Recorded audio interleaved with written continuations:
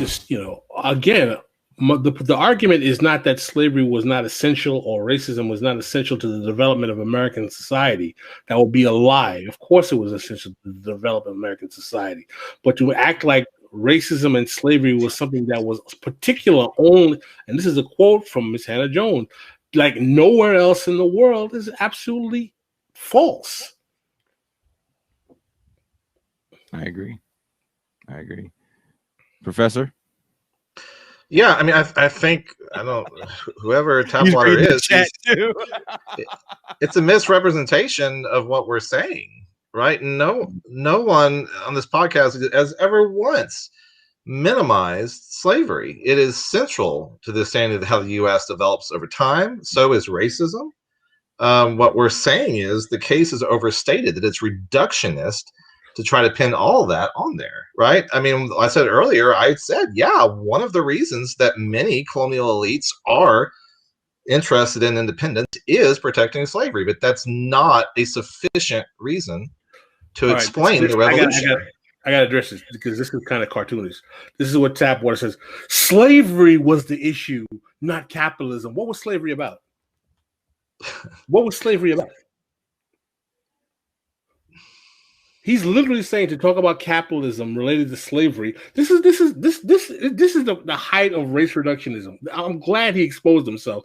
This is one of those folks who was like, capitalism is irrelevant. It's all the evil stuff that the white people did to us. Why did they do it?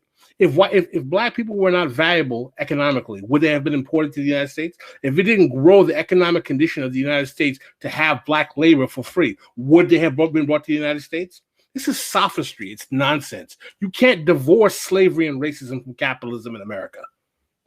Right. Racism is about justifying the seizure of indigenous land and black labor. That's really what it is. And if you want to expand that, you can say Chinese labor. You could say whatever. Right? I mean, one of those professional managerial class type Negroes who's basically happy with 6-figure plus income, but doesn't like the fact that we're challenging capitalism. He just wants to be able to go to his white boss and say, "Hey, I want a promotion because you're mean to the Negroes." I don't know what color this person is, so if I don't know you in real life, I can't talk about who the hell you is on the internet. So you can tell me anything you want on the internet. You can tell me you are black, a woman.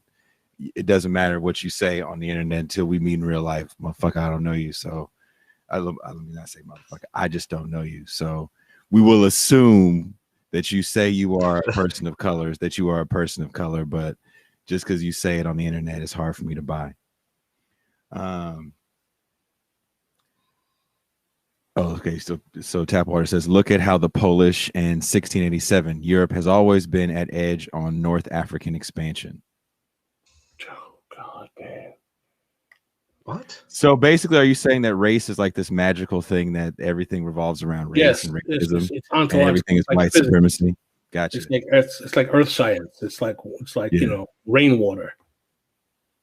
It feels like that's what this is. This chat has become ahistorical.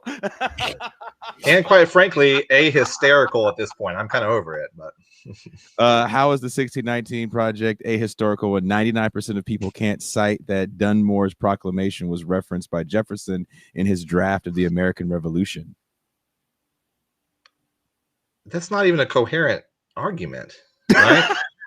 I mean, how can this not be bullshit when people don't know this isn't bullshit? That doesn't even make. I can't. Well, can you explain what he's trying to say a little bit, Professor, for those that don't know? Okay, so what he's talking about, I assume, with Dunmore's proclamation is that basically Dunmore issues a freedom to any slaves that can come and join his camp right during the war. He's basically trying to get the slaves to come over and help the British cause. But the problem is like saying most people don't know that might be fair, but that doesn't somehow like justify that this is now historical because people don't. It's like saying 3 + 3 is 7 because the sky is blue. I don't know what the hell to do with that. The logic of that statement.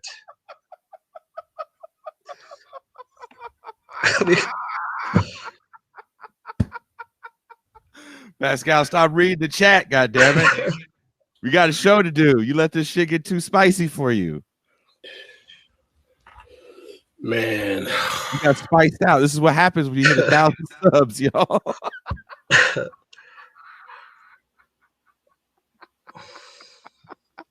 We need to be like, hey, real talk. We need to be like them people that don't even read chats, that ain't super chats. Like, bitch, if you ain't giving me $5, I cannot see the bullshit that you write. Right. This you need sponsors. So this kind of stuff doesn't happen. You got to pay to hate me. That's right. Subscription hate. That's the future, man. Subscription hate. That's where it's at. Oh, you done pissed off Professor Dietz. Don't piss her off because she's supposed to be on the show this weekend. Okay. All right. I look forward to seeing her on the show. Oh shit! I'm sorry. I think this shit is fucking hilarious. I before we got on, when we were talking about doing this show, we didn't think, you never know the shows that are going to have a big response from people. Sometimes it's a guest, sometimes it's a topic. When I threw this topic out, fucking Doug Lane from Zero Books got all upset on the Facebook with us. I bet Pascal would call Gerald Horne's 2014 book Pork Chop History when he's chasing white progressives instead of listening to black leftists who called out ignorant white progs out. Well, Tapwater, Gerald Horne was on this show. Yeah, actually. He was on this show. And one, yeah. And how so many white? Yeah. Do you? This is absurd, man. And I referenced that book. I also referenced his book on the 65 Watts riots, and I referenced his book on Paul Robeson. I chased. So Jason, how often have you seen me chase white progressives? How does that happen? Chasing them in what way? Like he was chasing ass? No, I'm talking about like chasing them for. Hey, Katie Helper. You a mess, man. Over there fucking hitting up Anna Kasparian's DMs.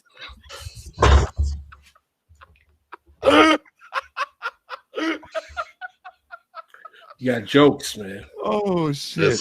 No, you actually don't chase. You don't chase white people. I actually book those appointments. I say, Pascal, you have to talk to at least 2 white people so we don't get banned.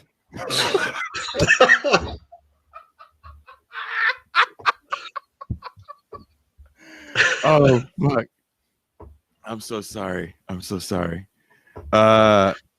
is Tapwater saying? Tapwater, you are making me laugh so hard I farted.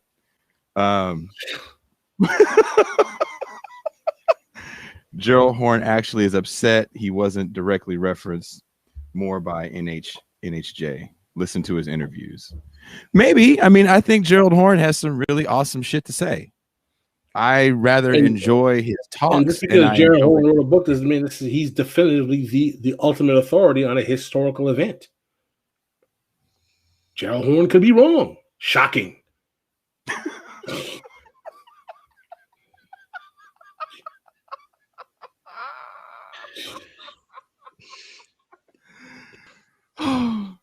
It's disappointing to see black leftists adopt white supremacist Dunning School interpretation of 1776. The Dunning School is about the Civil War. What are you talking about, man? Dude, we just fucking we referenced Gerald Horne's 1776 counter-revolution on this show as a talking point. Bruh, you can't just make shit up.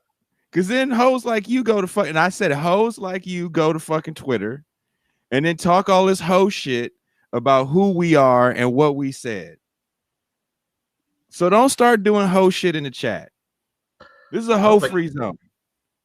No one has denied, even once, that slavery and westward land expansion were important to why the revolution happened. No one has even I think once. That he has a problem with the fact that we're not clinging with Gerald Horne's counter-revolutionary argument. And by the way, none of us has ever said that we agree with it or disagree with it at all. I've never made a definitive statement on that particular aspect.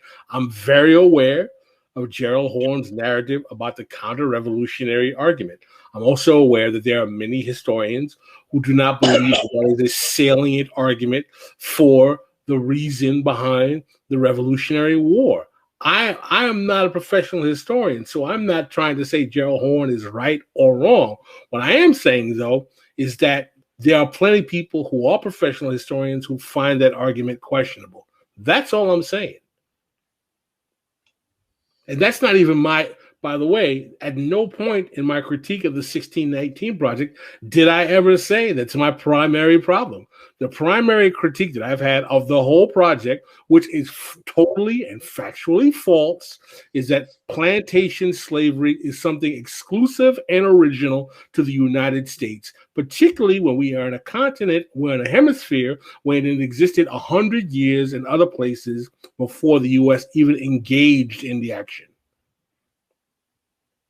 Making it some kind of purely American phenomenon is factually incorrect. To hear the rest of the show and more, you can find us at This is Revolution Podcast, Apple Podcasts, Spotify, SoundCloud, Podbean, Pandora, and wherever else you get your podcasts. Also, you can find a new episode every Wednesday on the Zero Books YouTube channel. This is Revolution.